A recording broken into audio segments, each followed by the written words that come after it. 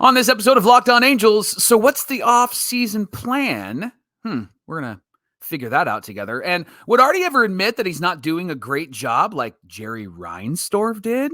Let's talk about that too. And are the players ready for the organization to do something significant this offseason? Sounds like it. It's time to get locked on with Mike and John, and this is Locked On Angels.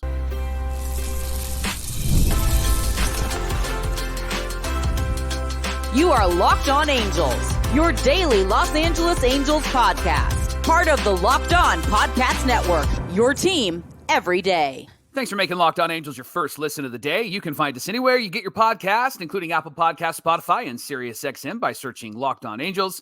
And if you'd like to give back to the Super Halo Bros for all the Super Halo content, here's some things that you can do. Leave us a rate and a review on Apple Podcasts. We love 5 stars. And if you're watching on YouTube, hit that thumbs up button. And if you're not subscribed already, well, what are you waiting for? Time to subscribe. We're on our way to 8,000 subscribers. Johnny, we started with just around 700. So I know. we have all of these everydayers with us. And whether you're watching or listening, come over to YouTube, leave a comment. It's one of the best ways to get in touch with John and I and be a part of the conversation. And this episode of Locked On Angels is brought to you by our friends at Prize Picks. You can download their app today and use our promo code LOCKEDONMLB to win $50 instantly when you play $5 in your first lineup. Prize Picks.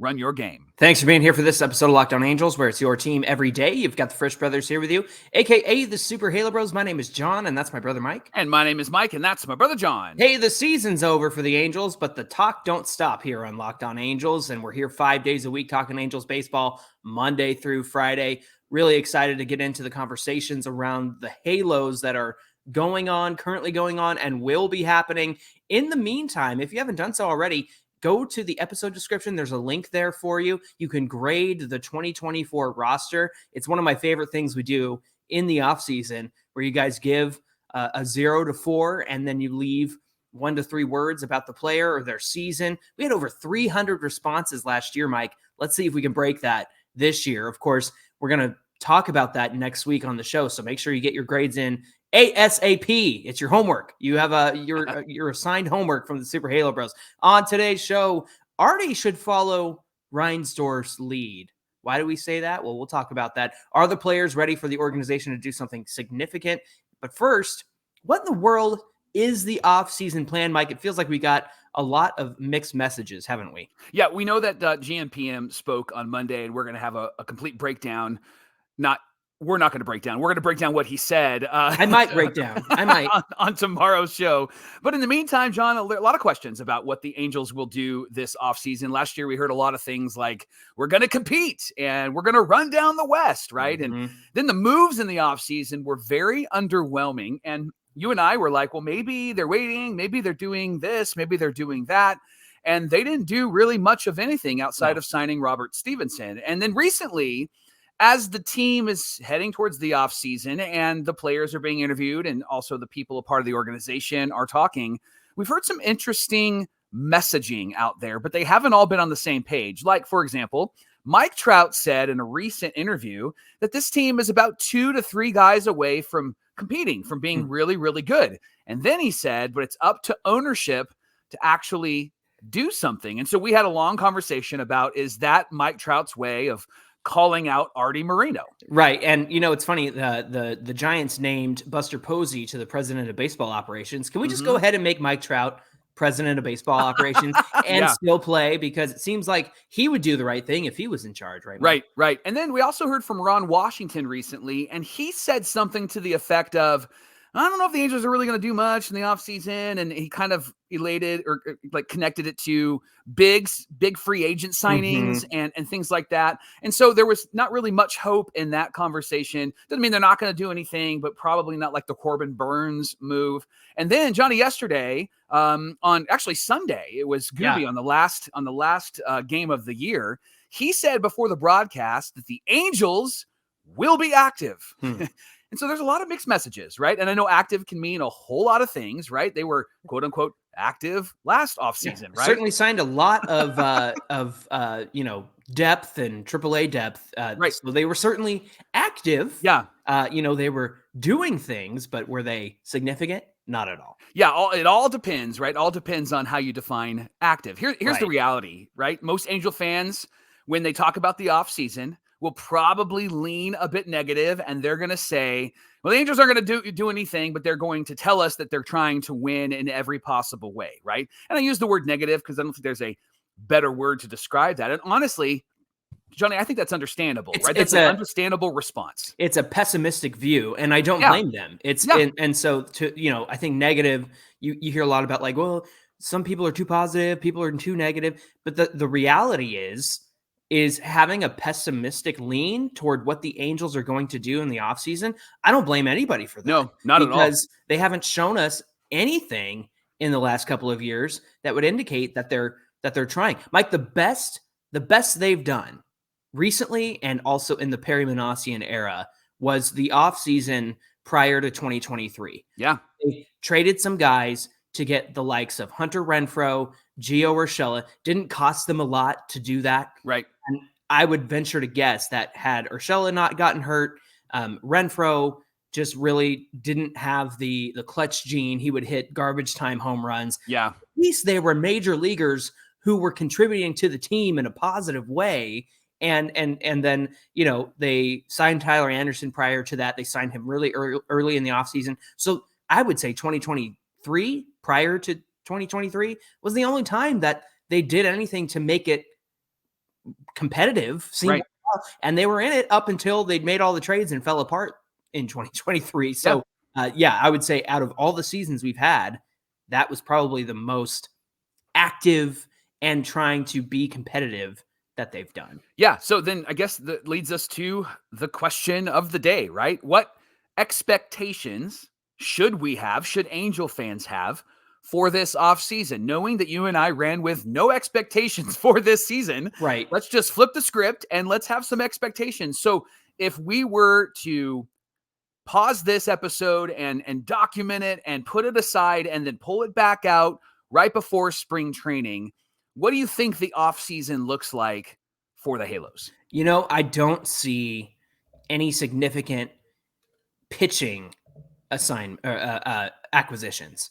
And the reason I say that is because of something you said a few weeks ago when Perry Manassian was speaking about the acquisitions they got at the trade deadline, the arms that they have, the young guys that they're excited about. Mike, it sounds to me like they're really gung-ho on running with some of these young guys. And in one way that makes me nervous because it's guys with not a lot of major league experience. Now, we did get a preview of Caden Dana and Samuel Aldegari. I think I got it right that time. You did. And that's what you want to do at the end of the season. But at the same time, you saw them struggle. Yeah. You saw them obviously need a little bit more time. Granted, end of the season, Dana had thrown a ton of innings for AA, was an incredible pitcher for the Trash Pandas. And, they still have guys to turn to like George Clausen. There's some minor league depth in terms of what they could do with the bullpen as well. And so to me, it makes me nervous to think that we are going to start the season likely with Anderson, Soriano, and Kohanowitz. Those are the obvious ones. Yeah. But as far as, the 4s and the 5s, I mean, you can decide who's a 4 and a 5 in that rotation. But what I'm saying is the 4th spot and the 5th spot, if they're going to go with Detmers, Canning, Suarez, that kind of thing, and hope that they can put some of the young guys in there either at the start of the season or at some point, I just don't see them making any big pitching acquisitions. That would be a shocker to me. So my expectations for this offseason are probably not any significant arms. And again, Arte Moreno's never added significant arms. And the truth is, Mike, for as much as we can pile on some of the pitching and have our nitpicks about Detmers or Canning or even Jose Suarez, the batting was abysmal. And so I think that, we've said it many times before, the difference makers that they need in this lineup, one of them is Trout, and that all depends on him being healthy. But 2, it's not out of the question for them to add a significant bat. And so if they're able to do that, again, I'm not confident in what they're able to do, but that would be the missing piece for me. What about you? Yeah, I think what we're going to hear this offseason is maybe similar to what we've heard the last few off seasons. Like, we're going to make some moves and we're going to really solidify this roster. I think it's all going to be kind of that same narrative, but I think that within the organization, the expectation is that these players are going to be the ones that they're going to run with. And I think that the only new faces that we'll see on this roster will potentially be the Christian Moores of the minor leagues that will come up and then will be at second base. I think that they're going to try to really continue to build in-house.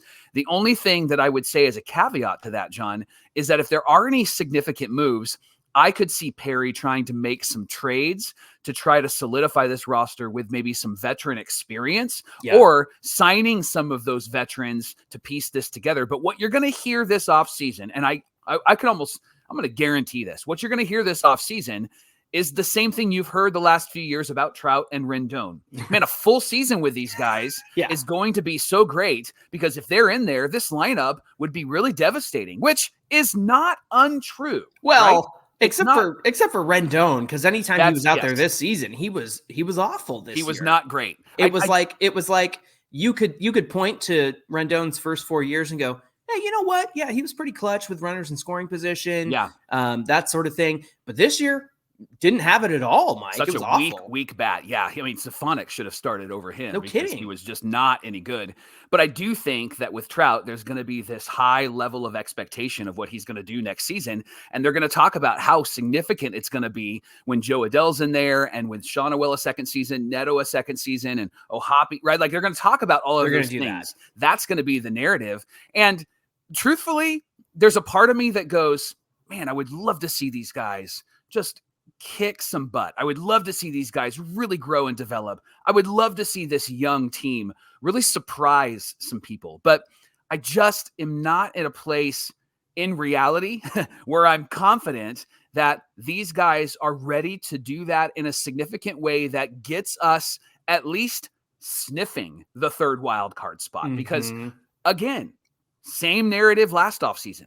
They're going to have to play above their pay grade to get to that place in the wild card. And this team is just not ready for that unless it becomes like this wild season where it's like, wow, where did all of this come? Is that Troy Gloss at third base? I mean, right. Is that Tim Salmon out there? It's going to be one of those types of seasons if they do anything of significance. And that's why I'm just not confident that they're going to make significant moves. However, I think the narrative is going to be similar to what we've heard the last few seasons. Yeah, it's always, they're out there, they're active, they're doing this, they're doing that. Mike, you make a good point about trades. I mean, if you can't get guys to come here via free agency, well, then you got to force them to come here via trade. And that's Johnny, I think kind of the sad reality. The last two guys we've talked about on yesterday's episode with Griffin Canning and with Reed Detmers potentially could be pieces, right? Because if they just can't figure it out, I don't think those guys get traded because I think they want to hang on to them. Right. Canning over Detmers because he's only got one more year left before he's a free agent. But I do think that they might be some pieces that they could dangle out there, but I don't know how much you can get for those guys right now. Yeah, exactly. Hey, thanks for making Locked On Angels your first listen of the day. Don't forget to grade the roster. We're really excited to hear your feedback and get into your player grades for 2024. Again, the link is in the episode description, also on all of our social medias, wherever you find us on social media. Coming up on Locked On Angels, Jerry Reinsdorf, owner of the White Sox and the Bulls, wrote a letter to White Sox fans about the past season, this abysmal, awful, record-setting loss season. We're going to share what he said, and then we're going to ask, is this something Arte Moreno would do? Don't hold your breath, friends. All right, we'll talk about all of that coming right up. Today's episode of Locked On Angels is brought to you by Prize Picks. They are America's #1 daily fantasy sports app with over 5 million active members. And it's so easy to use. All it is you versus the numbers. You just pick more or less on 2 to 6 players' stat projections and watch the winnings roll in. Listen, we know you're listening to Locked On Angels or you're watching Locked On Angels and you're a baseball fan. But I know that baseball, at least regular season, is over. Some playoffs are still out there, but it's time to move over maybe to NFL and use that as some of your stat selections. And so for today, Johnny, I've decided that I'm just going to share about what I did on Prize Picks because I just selected all 49ers. Yeah, you took did. Brandon Ayuk for more than 100 receiving yards for this weekend. I took Brock Purdy for more than 290 passing yards because that guy doesn't get any credit, and he's a great quarterback. Right? Yeah, they're going to sit there and talk about, oh, he's got this guy and that guy, and he only throws short passes. Not this year. Nope. Not this year. Nope. And I took the Niners running back Jordan Mason for over 100 yards because that guy, he apologized, by the way, to his coach because he missed a couple of plays on Sunday, which I loved. I love that. We need that on the Angels, right? Download Prize Picks today. So easy to use. Pick more or less, and you're ready to go. Use our promo code LOCKEDONMLB. Prize Picks is going to give you $50 instantly when you play $5. Again, the code is LOCKEDONMLB. Download Prize Picks today, and you can get that instant $50 when you play $5. Once again, Prize Picks, run your game. This is the Locked On Podcast Network, where it's your team every day and everydayers this weekend, Saturday. Oh my gosh, I can't wait. It's the Ohapi All-Star Bowl. It's an event being put on by Logan Ohapi and his teammates as well. And all the proceeds are going to Corey's Promise, which is a nonprofit organization that walks alongside families whose children are dealing with pediatric cancer. They help them offset the cost and the financial burden that comes along with that.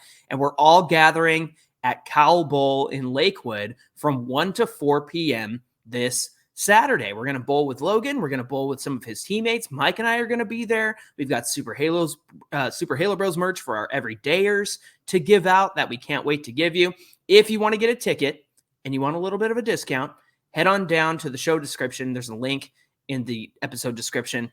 When you check out, use our promo code BROS, B-R-O-S, at checkout, and you can get $50 off your ticket. We're so honored to be part of this. We can't wait to see you. Please come on down to the Ohapi All-Star Bowl this Saturday at Cow Bowl in Lakewood.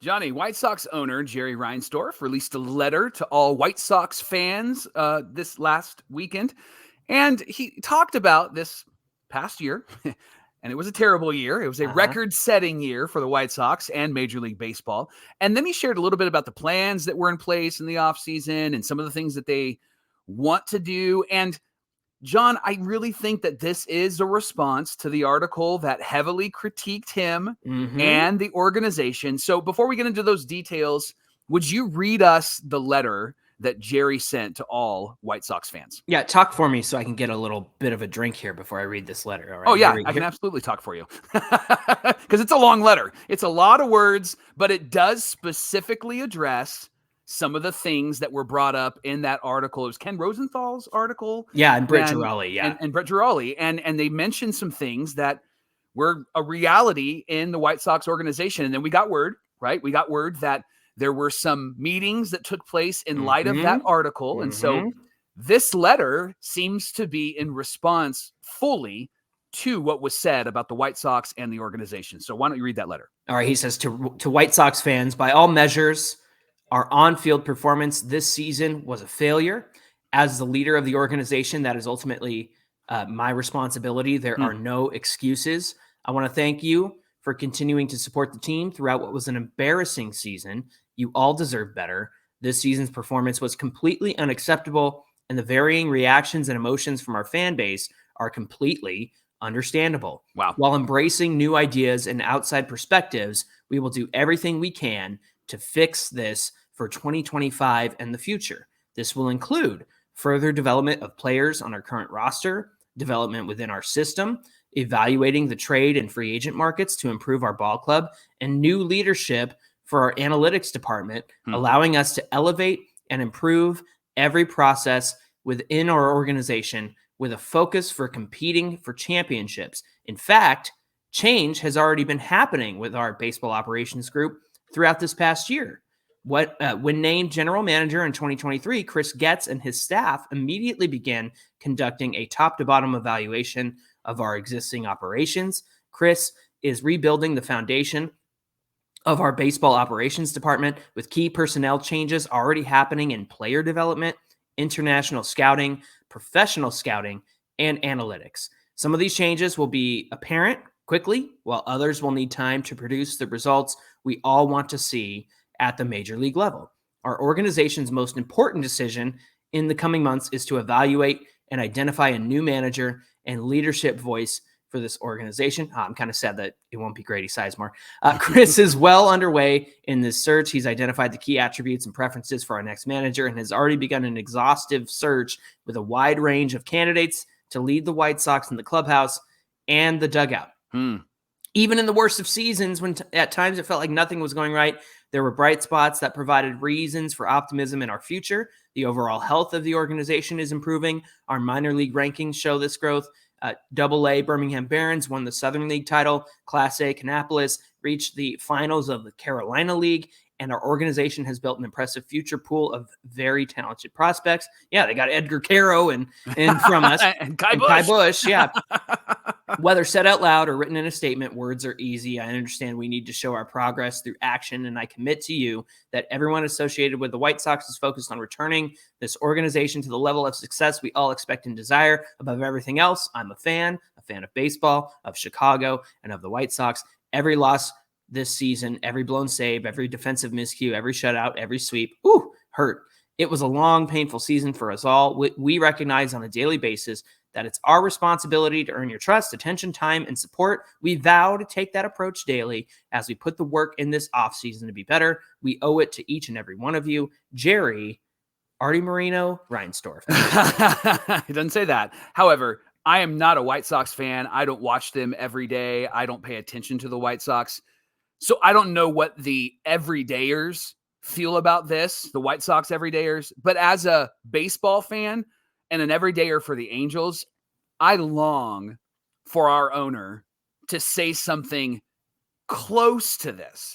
I loved what he said at the end, where he spoke about every loss, every blown save, every defensive miscue. He talked about how that hurt him. And then, John, he just gave, I think, enough clarity to let fans know that we're not going to run down the West, that we're going to compete, right? He gave them, I think, enough clarity, and there's some good detail in here, but I think enough clarity to say, we see it like you see it. We're not pretending everything is fine. And so therefore, we're going to make some big decisions. Now, I know it was over 121 losses that brought this letter on, right? But it's still the worst team in Major League Baseball in all-time history. The Angels were the worst Angel team in all-time history. Yeah.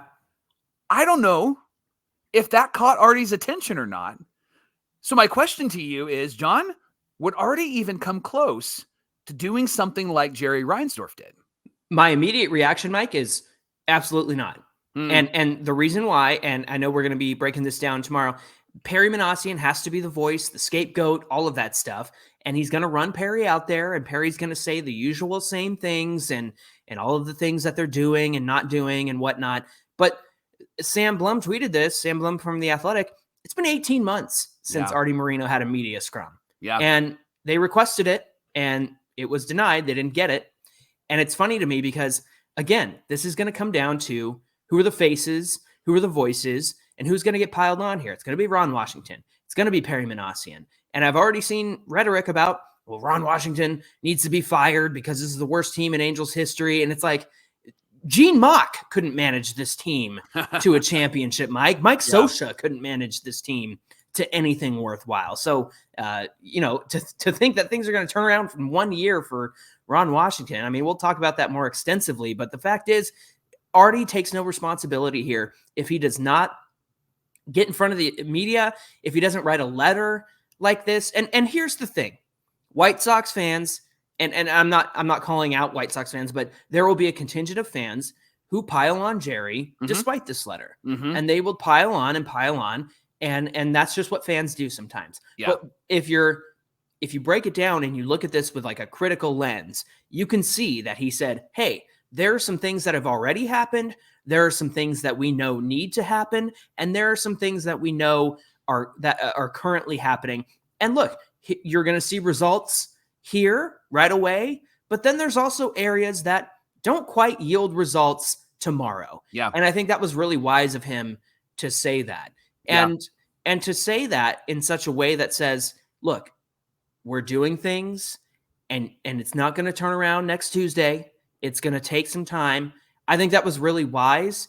Obviously, fans are not going to want to hear that because, they want to win, even though it's the offseason. They want to win tomorrow. I get that. But that's going to happen. Mm-hmm. But I do think it was wise of Jerry to put it that way. And so, again, Mike, I don't see a world where Arte Moreno addresses what happened this season. And the only time he has addressed things is when he decided he was going to sell the team and then wasn't going to sell the team. We get statements from, Angel social media and whatnot.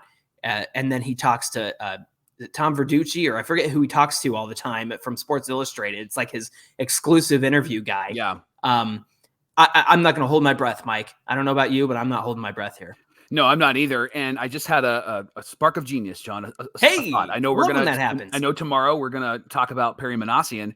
What if the next day you and I write the letter Artie should write to the fans? Not the letter that we think he should, but in the similar fashion. And everydayers, why don't you do the same thing? And then we'll do a show about that. I think that would be interesting. Yeah. That would be interesting. To say the least. Let's do that this week. All right. I'm looking forward to that. And we'll put the words in Artie's mouth and speak for him coming up later. I like that.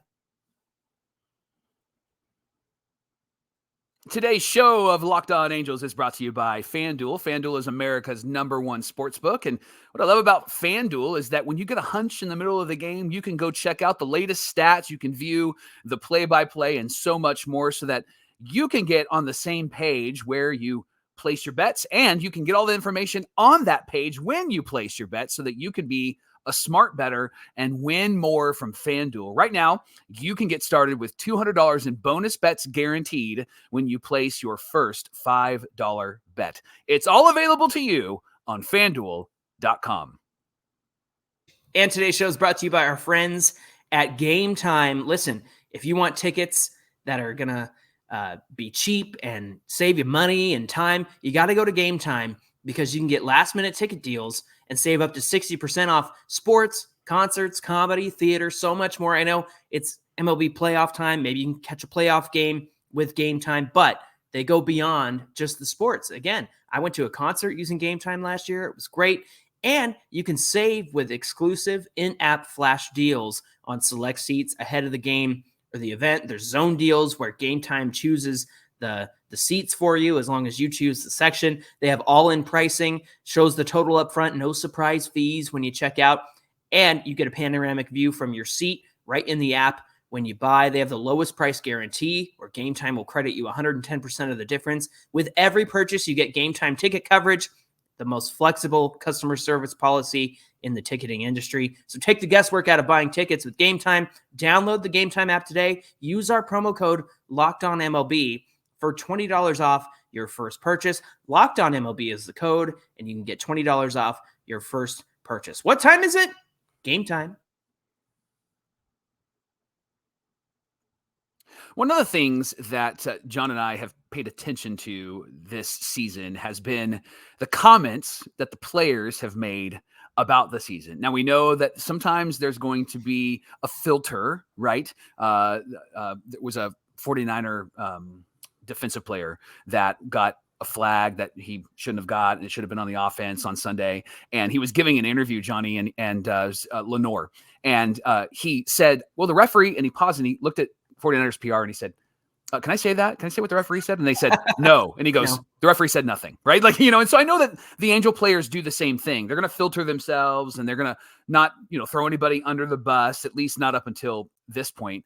But it is interesting to hear some of the comments that have been made, including most recent comments of Logan O'Hoppe. He said after Saturday's devastating loss with the fan appreciation night, they were up, a bunch of runs and then they lost it. He said, I can't describe this. It's just tough. It's not tonight either. It's been a couple of nights where it's been like that.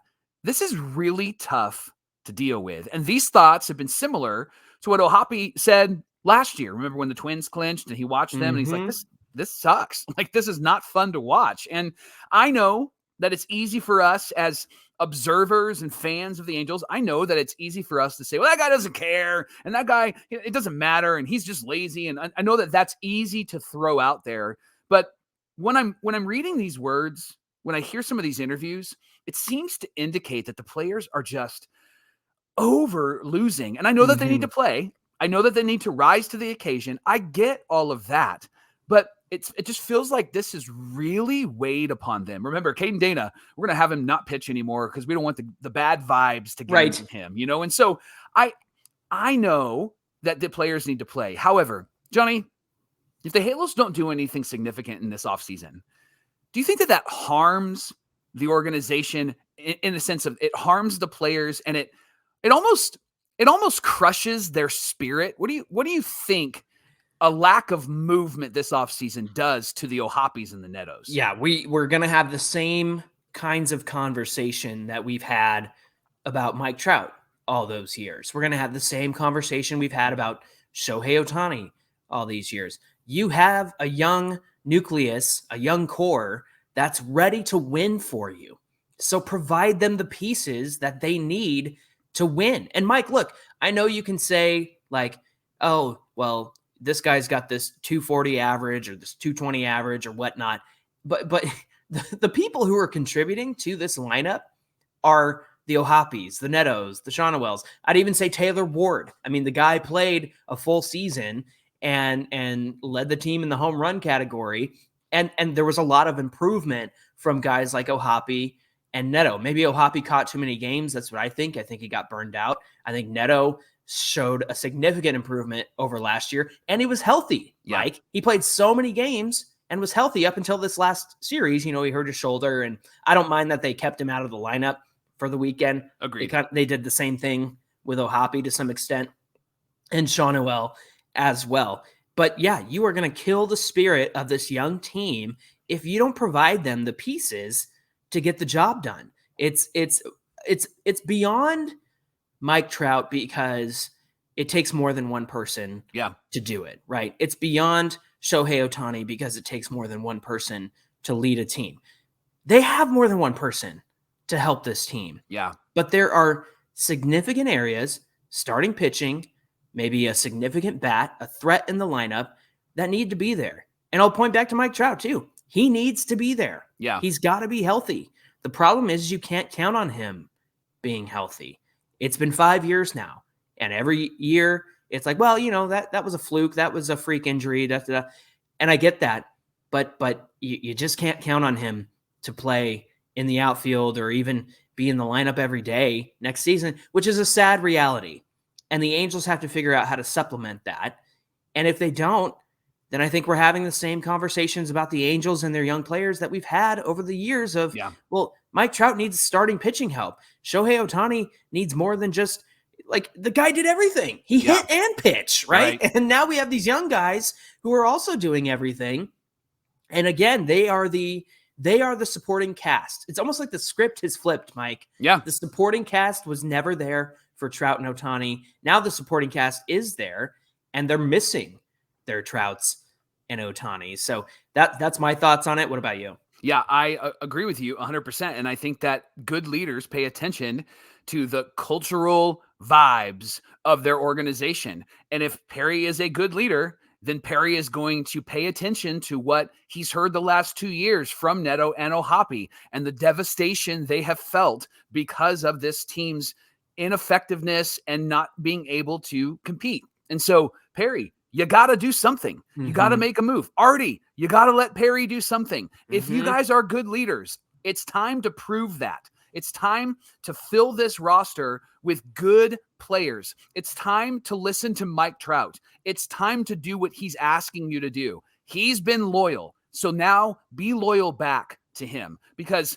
I'm going to jump on the bandwagon of free Mike Trout very soon. Yeah. If Arte and Perry don't do what's necessary this offseason. At this point, I think the free Mike Trout is ridiculous because they could add to this team and they could make this team better. And if they're not going to, then Major League Baseball needs to step in and do something about that. Not confident because the A's are moving to Sacramento. So I'm not confident that they're going to do anything about Arte's lack of spending and lack of competitiveness. Yeah, not when all the owners agreed to let the A's do what they did, and Arte Moreno and Rob Manfred are so buddy-buddy, not confident in any intervention there, that's for sure. Hey, thanks for making Locked On Angels your first listen of the day. Now check out Locked On MLB. Our friend Soli is going to get you ready for the Fall Classic, and you can check out his show on YouTube or wherever you get your podcasts. It's a part of the Locked On Podcast Network, where it's your team every day. Hey, be sure you give us a follow on Twitter at Locked On Angels and at Super Halo Bros on Twitter and Instagram. Don't forget to grade the roster this season. The roster report card is available now. We'll be getting into that next week. It's in the episode description.